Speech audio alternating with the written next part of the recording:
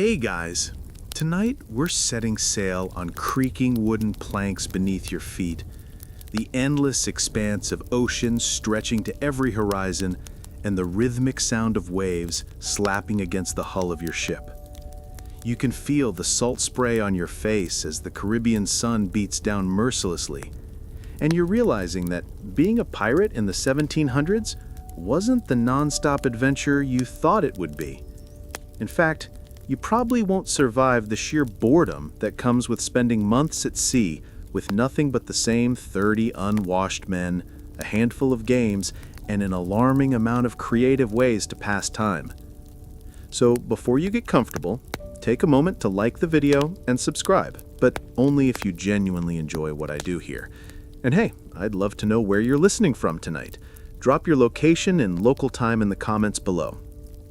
Now let's find that cozy spot, pull a blanket around you, and gently drift into tonight's calm adventure.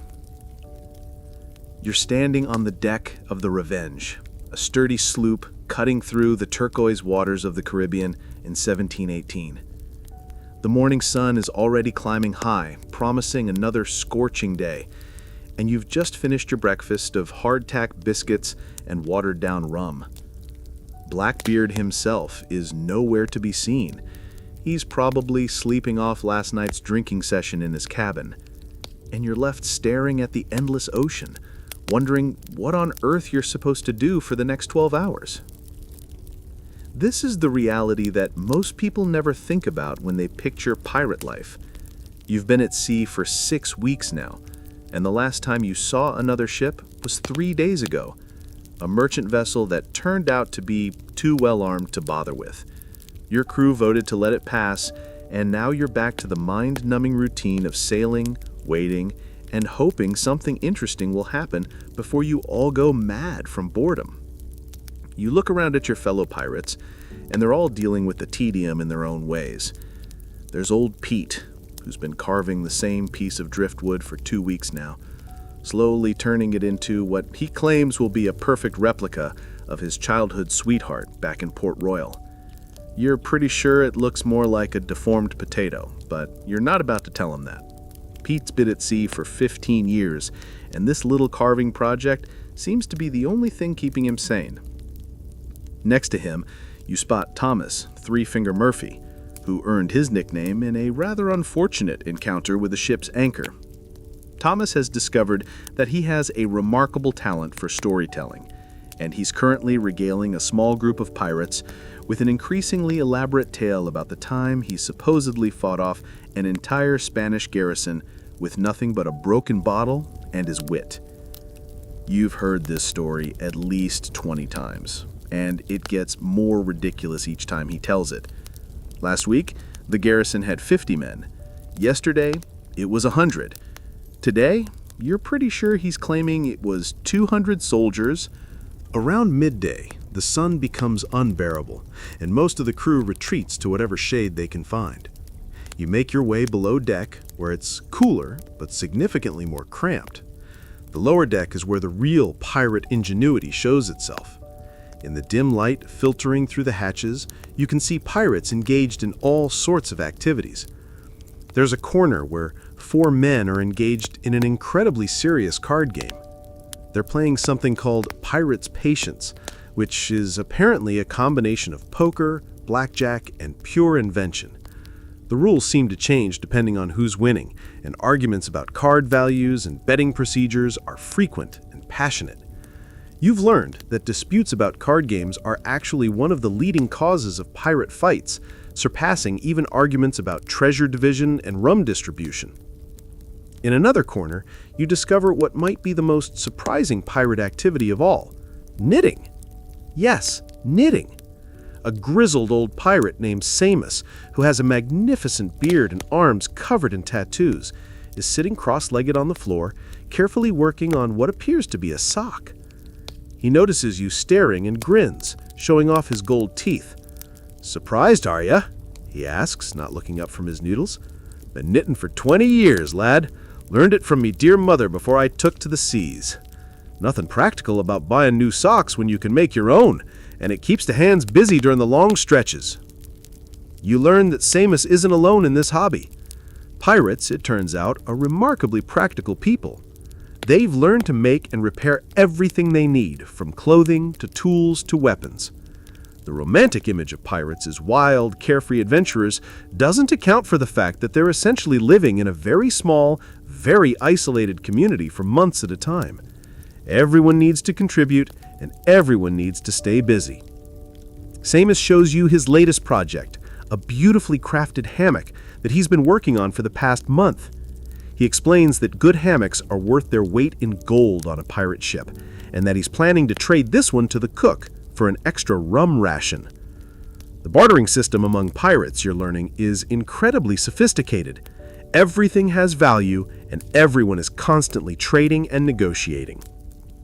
As the afternoon wears on, you find yourself drawn into a heated debate about navigation. 3 pirates are arguing about the best route to take to avoid the Spanish patrol ships that have been spotted in the area. What starts as a practical discussion quickly devolves into a philosophical argument about risk versus reward, the nature of courage, and whether it's better to be a live coward or a dead hero. These debates, you realize, are a crucial part of pirate life. Democracy aboard pirate ships is real and surprisingly functional. Major decisions are voted on by the entire crew, and everyone has a voice. This means that pirates spend a lot of time talking, arguing, and discussing everything from navigation routes to the division of loot to what to have for dinner. The democratic process also means that pirates are constantly politicking and campaigning. You watch as different crew members try to build coalitions and alliances, all while maintaining the appearance of casual friendship.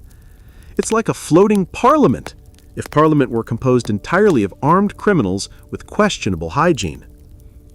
As the sun begins to set, the energy on the ship changes. This is when the real entertainment begins. Someone produces a fiddle, and suddenly there's music. Pirates, you've discovered, are incredibly musical. They sing while they work, they sing while they eat, and they sing long into the night. The songs range from traditional sea shanties to completely improvised ballads about recent events. Tonight's impromptu concert features a rousing rendition of The Ballad of Captain Kidd, followed by a surprisingly tender song about a pirate's lost love. The music seems to transform the entire crew. These rough, dangerous men become almost childlike in their enthusiasm for singing and dancing. You find yourself joining in, even though you don't know all the words. The dancing is particularly entertaining. Pirates have developed their own unique style of dance that accounts for the rolling motion of the ship in the limited space on deck. It's part traditional jig, part balance exercise, and part comedy routine. Watching a fully grown pirate try to execute a complicated dance step while wearing a cutlass and dealing with the ship's movement is genuinely hilarious. As the music continues, you notice that the stories are getting more elaborate. Now Three-Finger Murphy is telling a tale about the time he supposedly danced with a princess at a royal ball. The story involves him disguising himself as a nobleman, infiltrating a palace, and charming his way into the royal court. The fact that Murphy can barely read his own name doesn't seem to diminish the believability of this. You decide to write your own letter, addressed to no one in particular. You write about the strange beauty of life at sea, the unexpected friendships you've formed, and the constant tension between freedom and danger that defines pirate existence. The writing process helps you process the complex emotions that come with this unusual lifestyle. The letter writing leads to deeper conversations about home, family, and the sacrifices that come with choosing a life of piracy. You hear stories about wives and children left behind, parents who think their sons are dead, and friends who will never understand the choices these men have made. The emotional weight of these conversations is substantial, and you begin to understand that piracy isn't just about adventure and treasure. It's about people trying to build meaningful lives in impossible circumstances. As dawn approaches, the ship settles into a quieter rhythm. The night's activities have served their purpose. Time has passed, entertainment has been shared, and the crew has maintained their sense of community and purpose. You realize that what you've experienced isn't just killing time, it's a sophisticated system of social organization that keeps a group of potentially dangerous individuals functioning as a cohesive unit. The morning watch brings new activities. Some pirates are already engaged in maintenance work, checking rigging, swabbing decks, and preparing for whatever the day might bring. Others are cooking breakfast, planning the day's activities, or engaging in quiet personal rituals that help them start each day with purpose and direction. You notice that the cycle is beginning again. The storytelling, the games, the music, the debates, all of it will repeat today, but with variations and innovations that keep it fresh and engaging. Pirates have essentially created a floating culture, complete with its own traditions, entertainment, and social structures. The sun climbs higher, and you find yourself back where you started, standing on deck, looking out at the endless ocean, wondering what the day will bring. But now you understand that the question isn't really about what will happen to you today. It's about what you'll create, what stories you'll tell, what friendships you'll strengthen, and how you'll contribute to the ongoing adventure of keeping 30 men sane and functional in the middle of the ocean. The truth about pirate life is that it's simultaneously more boring and more creative than anyone imagines. The boredom is real. There are long stretches of absolutely nothing happening, when the ocean is empty and the wind is steady and everyone is just waiting for something to change. But the creativity that emerges from that boredom is remarkable. Pirates have turned the challenge of passing time into an art form, developing entertainment, education, and social structures that would impress any anthropologist. You spend the morning participating in what pirates call improvement brainstorming. This involves gathering in groups to discuss ways to make life aboard the ship better, more efficient, or more enjoyable. Today's discussion focuses on food preservation, navigation improvements, and strategies for dealing with the psychological challenges of long-term sea travel. The conversation reveals the sophisticated thinking that goes into pirate planning. These men aren't just wandering around the ocean hoping for the best. They're constantly analyzing, strategizing, and adapting their approach based on experience and new information. The democratic nature of pirate society means that good ideas can come from anyone, and the crew is remarkably open to innovation and change. You contribute an idea. The story evolves and changes as it's told, with new details and plot developments emerging from the group's creative process. You find yourself becoming deeply invested in the story, not just as an audience member, but as a co-creator. Your contributions to the narrative are welcomed and incorporated, and you begin to understand how pirate culture creates a sense of shared ownership and participation in the creative process. The night also includes what pirates call dream sharing, a practice where crew members describe their dreams and nightmares, and the group works together to interpret their meaning.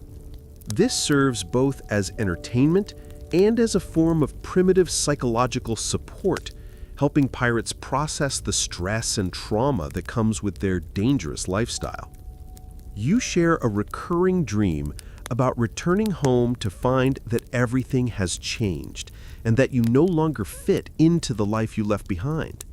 The group's interpretation focuses on the theme of transformation and the difficulty of maintaining connections to your past while embracing a radically different future.